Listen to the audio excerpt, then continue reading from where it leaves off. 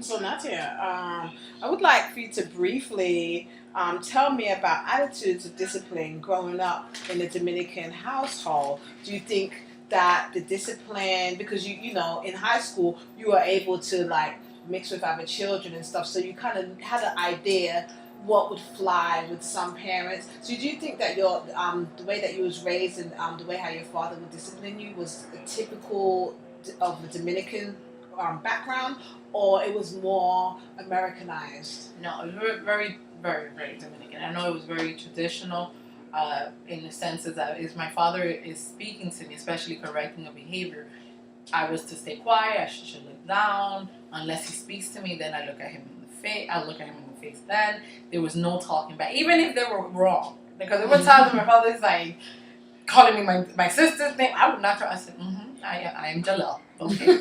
I don't know. That's not my name, but I would stay quiet and take it. It was never acceptable for me to talk back to my family. It was, I just knew that. I just knew if he's talking and he's disciplining, it's my time to be quiet, sit down, tells me to go to my room. I cannot get out of that room until he calls me out. That was one.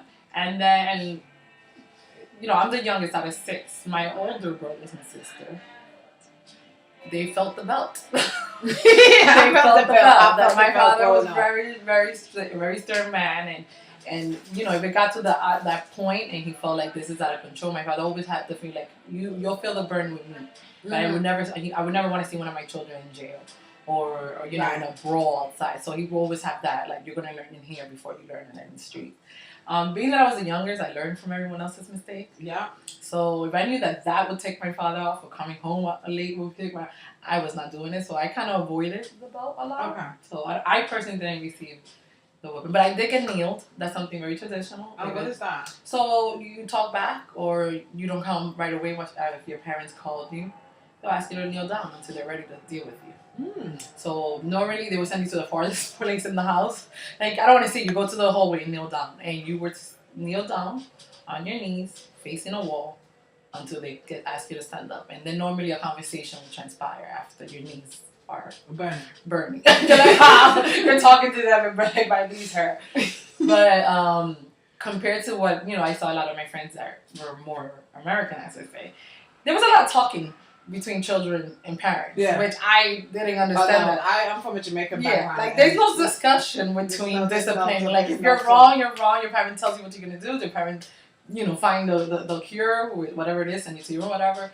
But here it's like I heard a lot of talking back to, especially to mothers. Yeah. Oh no, you would never. Let me tell you something. Roll your eyes at your mother, or talk back to your mother, or your dad. It's like I never saw that until I got exposed to other houses. Because I'm like, did you just say your mother's stupid? Are you crazy? Or like, she's like, she could just shut up. They're not saying it to the mom to shut up. But and the mom heard it. Like, I was like, and your mother's not going to come in here and beat you? Or now your mother's not going to come in here and say something to...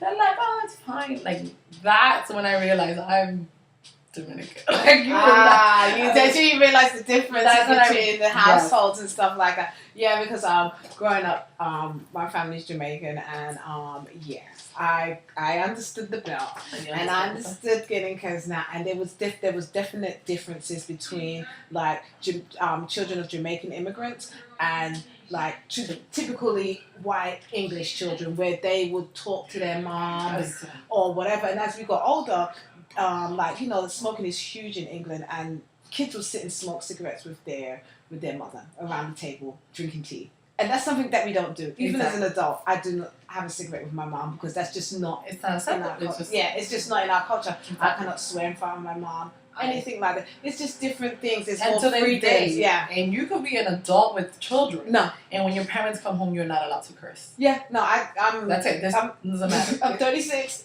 and sometimes I talk to my mom, and I have 2 children, and I'm like, oh, sorry, mom, you already know what it is. Exactly. So, okay. The same way here. Like, I just don't curse in front of them. Maybe it's the West Indian. I think it is like a Caribbean thing. Yeah, it's very respectful towards the elders. Because if it's not your mom, then it's going to be your grandmother or older aunt or something. So it's just you just respect. They just, even if they're wrong, you just okay.